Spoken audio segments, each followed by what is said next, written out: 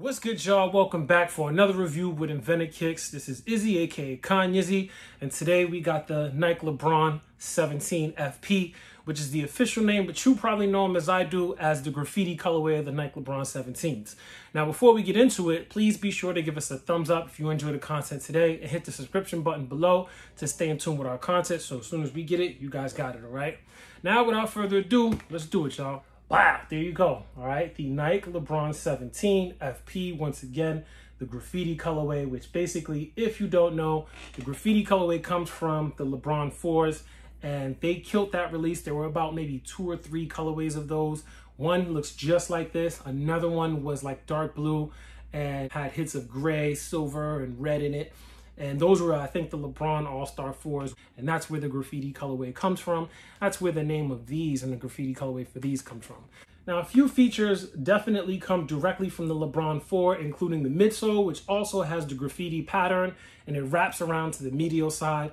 And they also gave us the elastic bands right here on the lace section. All right, so that's these little white bands that you see here. That also existed on the Lebron 4, though on the Lebron 4 was a lot like tougher and thicker, and they were made out of like suede, but nonetheless, they got those on there as well. And they even got the strap. Of course, you have to have the strap, which is very signature of the Lebron 4. And they were able to get the pull tab. I know it's kind of stupid or silly, but if you go and look at the Lebron 4s, their pull tabs are all these really super circular, pull tabs and stuff. So I thought that was cool that they were able to do that. And then last but not least, they even gave you these super thick rope laces. All right, so I thought that was very, very nice attention to detail with these. And like I said, they killed it. It's effortless. It doesn't come off corny. It doesn't look like, one of them Fusion Jordans, or give me the Fusion vibes from like the mid 2000s and all that stuff. So, I really do love this shoe. I appreciate the fact that they were able to kill it and kind of translate the Lebron 4 graffiti onto these. Now, I'm not sure when they first started doing this, kind of mixing Lebrons and all that stuff, but I do know that these here, which are the Lebron 15s, are the first time that I remember seeing it. And these are basically from the LeBron Watch series. And the LeBron Watch series is a set of Lebrons that came out, Lebron 15s, and all of them were paying homage to previously released Nikes from like earlier times, like mostly like the 90s, things like that. And so this is obviously, reminiscent of the Air Max Griffeys or Air Griffey Max that came out in like 96, 97. Now, I mentioned the strap earlier, and one of the things that I wanted to actually point out is that when you undo the strap, they actually have this little elastic band here, which is pretty sick. I'm gonna try to get this on camera for you guys and show you. So once again, the band is elastic, so it stretches and you're able to tuck your strap right in there. I don't know if this is like performance driven or what, but I thought it was pretty dope that they were able to kind of incorporate that. Now, I did own the Lebron 4s back then, and I don't remember if those had it on there. You guys can let me know in the comments if anybody still owns it or remembers, but I thought that was a cool little detail that they were able to add. Now, the one thing that I will say that I would change is that I wish that they added the graffiti text all the way through and kind of just stretched it out. If you look at Lebron 4's medial side, then you will see that it does do that as well. It actually wraps around and goes over that little toe cap piece too. So that's something that I kind of wish that they would have done. But nonetheless, these are a home run in my opinion. I don't think that they could have done a better job. I think this is as good as it gets.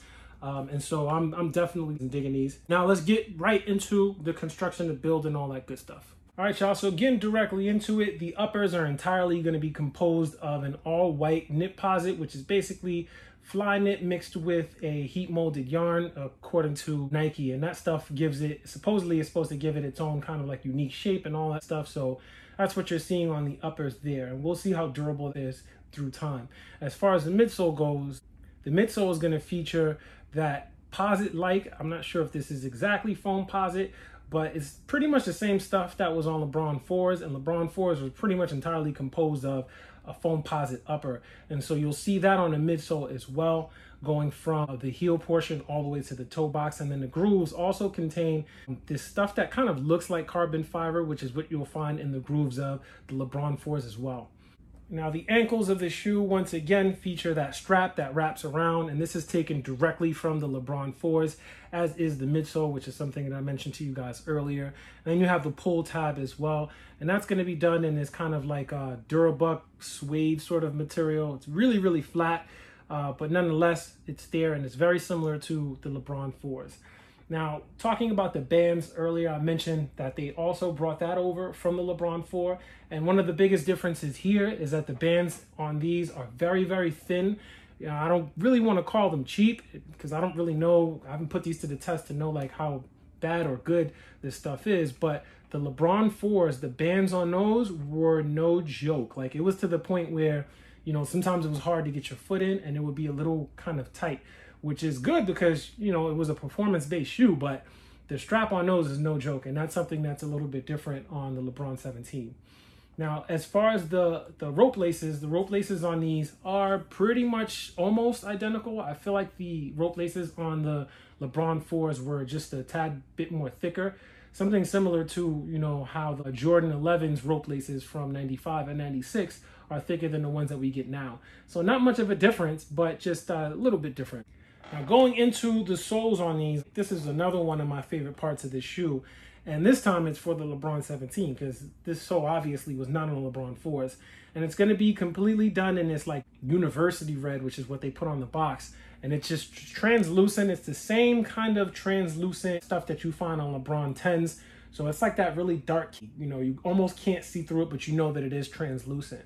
Now, the heel portion is going to feature an Air Max unit. It's, according to Nike, one of the biggest performance heel Air Max units that they've put in a basketball shoe. And then the forefoot contains pods, which are Zoom Air Unit pods. In terms of quality, I think this shoe is fine. It's perfect. You know, the only thing to compare it to is going to be either Lebron 17 or a Lebron 4. And this shoe is literally a hybrid of that. So I don't really have anything bad to say here. Like I said, I think that they really killed these. You know, it's a shoe that has the Lebron 4 graffiti colorway all over it, but keeps the integrity of the Lebron 17 and does it in a fantastic way that represents for both shoes. Yeah, I think these are definitely worth a cop. Price is a little steep. That $225 hurts a little bit, but nonetheless, I think these are fire. So that wraps it up for the build and construction on the Lebron 17. So hopefully that gives you guys a bit of better understanding in terms of how these are built, what these were made of, the materials and all that good stuff, especially for performance players who are really going to be trying out this Air Max unit and the Zoom unit pods in the forefoot. I think that's something that's going to be really exciting. And speaking of which, in terms of fit, so the fit on these is incredibly comfortable. I did not own a pair of the Lebron 16s, but the Lebron 15s were insanely comfortable, and these are no different. I think the Air Max units and the Zoom pod units that they put inside really work wonders. The midsole, didn't really mention this earlier, but it has this kind of like really soft midsole to it, you know, this foam material, and I think that that probably is adding to it as well. Now, there's a bit of constriction here with these because it's a performance shoe, and that knit posit material kind of grips your foot. But these do run true to size, so I would say go with your normal size. It is going to be a very constricted and, you know, kind of snug fit. But as far as lengthwise go, I think that they are still true. And so I think true to size is the way to go on these.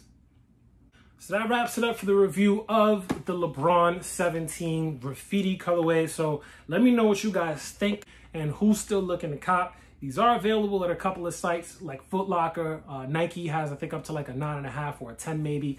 So let me know who's digging these, who's feeling these, and who's not. I'm curious to hear what you guys think, especially for anybody who was around for the previous release of the Lebron 4s in the graffiti colorway. This is, you know, our opportunity, our chance right now to get these. So with that being said, thanks for watching and thanks for tuning in with your boy Kanyizzy. You can follow us on Instagram as usual. You can follow myself at Kanyizzy, KANYIZZY, and you can follow InventedKicks as well at InventedKicks. Until next time, y'all, stay safe, stay cool, because it is hot as hell. One.